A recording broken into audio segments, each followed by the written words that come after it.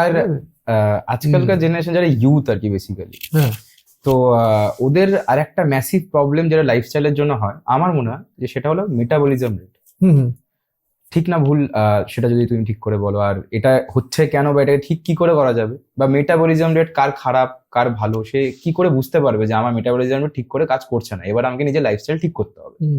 তো এই জিনিসটা বোঝার জন্য কাউকে কিভাবে, কেউ নিজেকে কিভাবে প্রিপেয়ার করবে বা কেউ নিজে কি করে বুঝবে ব্যাপারটা? দেখো, ব্যাপারটা হচ্ছে যে মেটাবলিক রেট, এই টার্ম গুলো আজকাল সবাই বুঝছে, শিখছে। Even BMI, body mass index, এইসব টার্মস গুলো সাইন্টিফিক টার্মস, ঠিক আছে, জিনিস আসছে, শেখা জানা, it's good, I am not against that. কিন্তু এইগুলো আসার পরে অনেকরা নেপে ঝুপে খায়।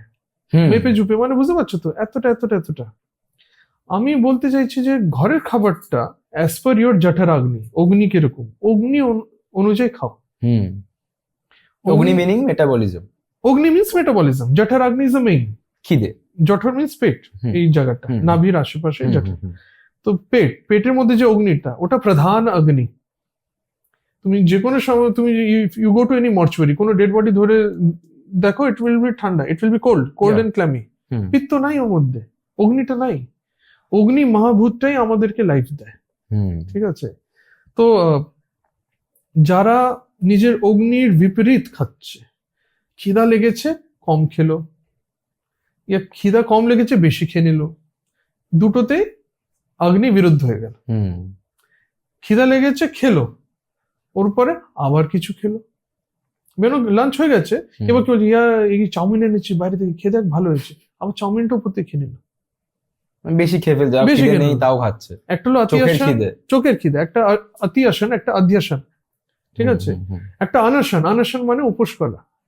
একটা বিরুদ্ধ আসন মানে বিরুদ্ধ আহার, যেমন দুধ আর মাছ আমরা পড়েছি খেতে নিয়ে একসাথে, পাইনাপেল এন্ড দুধ খেতে নিয়ে একসাথে, ছোট ছোট আছে, ঠিক আছে? পাইনাপেল শেক খাওয়াচ্ছে এরা, ওটা তো একদম বিরুদ্ধ।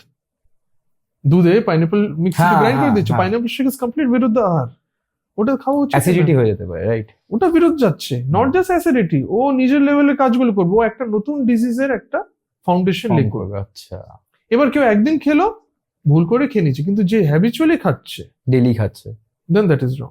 তো এই যে ছোট ছোট জিনিস আছে, আমরা কি করে এটাকে ক্যাসকেড করবো, কি করে বুঝবো যে না মেডিসিন কতটা দরকার, কি লাইফস্টাইলটাকে আমি কি করে, সব কথা ঘুরে ফিরে লাইফস্টাইলেই আসছে।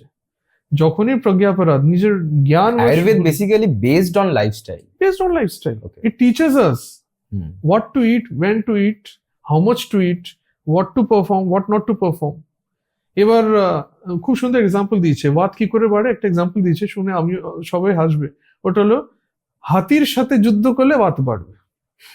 ঠিক আছে, আমরা তো ইমাজিনই করতে পারি না হাতির সাথে যুদ্ধ, but they are so intelligent. ওনার প্রত্যেক কথার পিছনে একটা হিন্ট আছে। ওনার কথা ছিল সাহস করা, নিজের ক্যাপাসিটির উপরে যদি কোনো কাজ করো, ইয়া নিজে থেকে বলশালীর সাথে তুমি দ্বন্দ্ব করছো, একটা কনফ্লিক্ট করছো, ওটাতে ওয়াত বাড়বে। ওয়াত, এই যখন ওয়াতটা বাড়বে, অনেক সময় হয়তো তুমি নোটিস করছো যে তুমি হয়তো ব্যাগ উঠিয়েছো, ভারী ব্যাগ, বাজার থেকে এসছো, বেশি ভারী হয়ে গেলে যখন ছাড়বে তখন হাতটা কাঁপে হালকা, হ্যাঁ নার্ভে এরকম হালকা একটুকুন কাঁপছে, হার্ডলি ইয়োর এজ ইজ 24, যেটাই হোক, কত চলছে, হাতটা কাঁপছে। অনেকক্ষণ ড্রাইভ করার পরে দেখছো হাত কাঁপছে, এইখানটা ব্যথা হয়ে গেল, মাসল গুলো, হয়তো লং ড্রাইভ করেছো বাইকে, এখানে ব্যথা হয়ে গেল। What is that? ওয়াত। বুঝছো? তো এই যে জিনিসগুলো, ক্যাপাসিটির উপরে গেলাম, ক্যাপাসিটির উপরে ড্রাইভ করলাম, সরি, ক্যাপাসিটির বেশি বললাম, চেঁচালাম। আমার কিছু দুটো পেশেন্ট আছে, ওনার গলাটা খারাপ হয়ে গেছে, কিছু ফ্যামিলি ইস্যু ছিল, চেঁচাতে হয়েছে হঠাৎ করে, উনি চেঁচান না, গলার একটা ইস্যু এসছে। তাই বলতে চাইছি, ওয়াত কোন লেভেল অব্দি চলে যায়, ওটাকে কারেকশন করার জন্য অ্যান্টিওয়াত, অ্যান্টিওয়াতের মধ্যে স্নিগ্ধ চিকিৎসা, আহার, ওষুধ পরের কথা।